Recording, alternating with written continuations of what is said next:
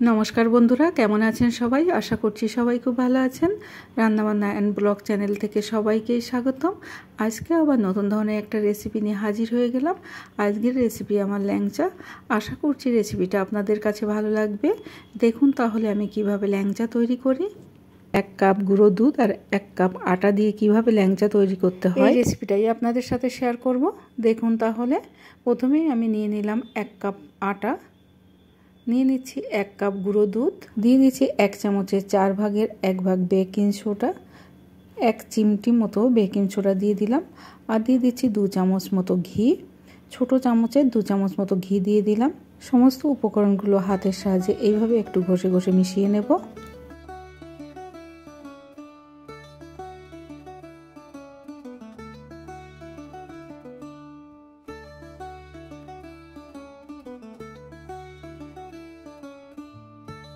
এরপরে আমি আটাটাকে মেখে নেব। নিয়ে নিয়েছি হাফ কাপ মতো দুধ। এরপর আমি অল্প অল্প দুধ দিয়ে আমি আটাটাকে মেখে নেব। একবারে দুধ দিয়ে মাখা যাবে না, তাহলে কিন্তু নরম হয়ে যেতে পারে ময়দাটা, তাই অল্প অল্প দুধ দিয়ে একটু মেখে নিতে হবে।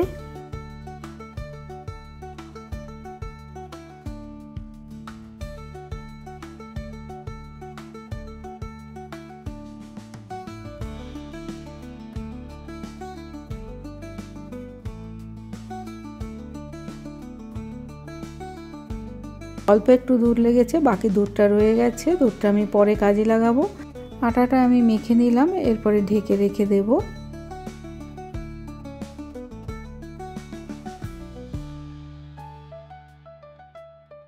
এরপরে আমি একটা চিনির শিরা তৈরি করে নেব। চিনির শিরা তৈরি করার জন্য আমি 2 কাপ চিনি দিয়েছি আর দিয়েছি 2 কাপ জল। চিনির শিরাটা এমনভাবে তৈরি করতে হবে, চিটচিটে হবে না, আবার তারযুক্ত হবে না, একটু পাতলা ধরনের হবে। চিনির শিরার মধ্যে দিয়ে দিচ্ছি 2টো এলাচ, দিয়ে দিচ্ছি একটুখানি কেশর,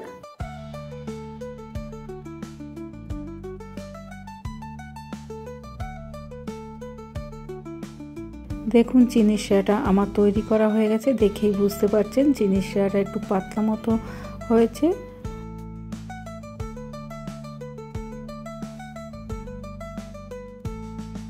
এরপরে আমি ল্যাংচাগুলো তৈরি করে নেব। আবারও একটু সামান্য দুধ দিয়ে মেখে নেব।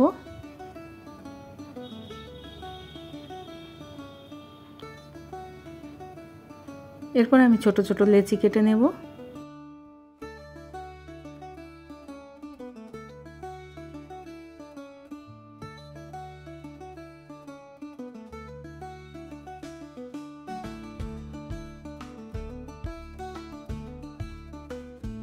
সবকটা লেচি আমি কেটে নিয়েছি। এরপরে হাতের সাহায্যে আমি ল্যাংচার আকারে গড়ে নেব। দেখেই বুঝতে পারছেন আমি কিভাবে গড়ে নিচ্ছি।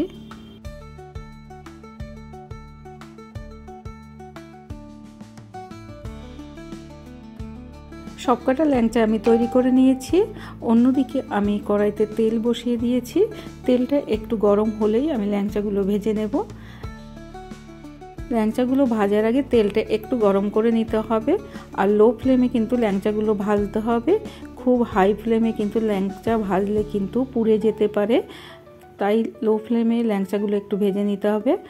আর খুন্তি হাতা দিয়ে নাড়ানো যাবে না, একটা চামচ দিয়ে এইভাবে আস্তে আস্তে করে একটু নাড়িয়ে দিতে হবে।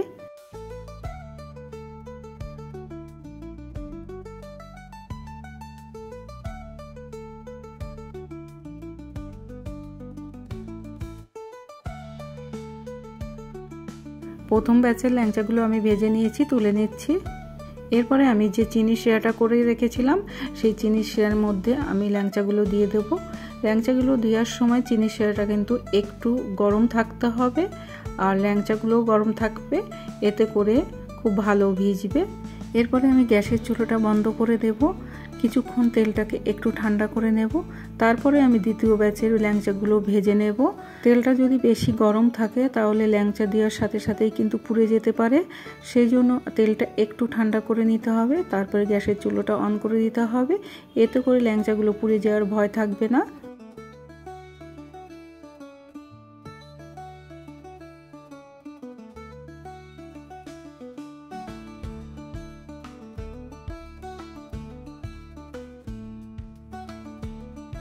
দ্বিতীয় ব্যাচের মিষ্টিগুলো আমি ভেজে নিয়েছি, এরপরে আমি রসের মধ্যে দিয়ে দেব।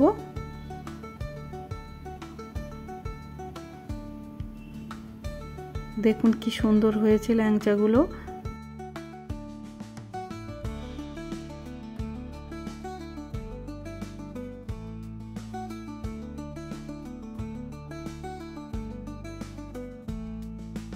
মিষ্টিগুলো আমি 8 ঘন্টা মতো ভিজিয়ে রেখেছিলাম, তারপরে আপনাদের তুলে দেখাচ্ছি। আর যদি সারা রাতই ভিজিয়ে রেখে দেওয়া যায় আরও সুন্দর ভিজে যাবে। দেখুন একটা আমি কেটে দেখাচ্ছি মিষ্টিগুলো কি সুন্দর হয়েছে। দেখুন 8 ঘন্টায় কতটা ভিজে গেছে আর কত সুন্দর রসালো হয়েছে। ল্যাংচার রেসিপিটা যদি আপনাদের কাছে ভালো লেগে থাকে তাহলে আমাকে অবশ্যই একটা কমেন্ট করে জানাবেন রেসিপিটা আপনাদের কাছে কেমন লাগলো। আর আমার সাথে থাকার অনুরোধ রইল। আবারও কোনো রেসিপি নিয়ে আবার হাজির হয়ে যাব আপনাদের সামনে। সবাই খুব ভালো থাকবেন, সুস্থ থাকবেন। ধন্যবাদ।